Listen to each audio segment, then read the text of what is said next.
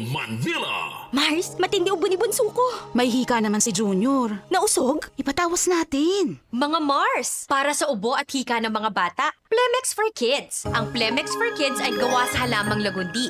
Tinutunaw at pinalalabas ang plema. Ginhawa para sa mga bata. Totoo!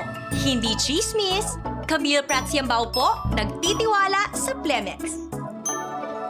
Ang batang lagundi, Plemex! Vitex Segundo L is the generic name of Plemex for kids. If symptoms persist, consult your doctor. Mommies, agapan agad ang ubo at plemang nakabara. Pambatang lagundi, Plemex! Goodbye lumipas siya. Hello, bright bar blue. Isang labanan yan. Bright bar blue. Pride Bar Blue with powerful stain-away enzymes. Malupit magtanggal ng dumit mancha pero di masakit sa kamay. Goodbye lumipas siya. Hello, bright bar blue.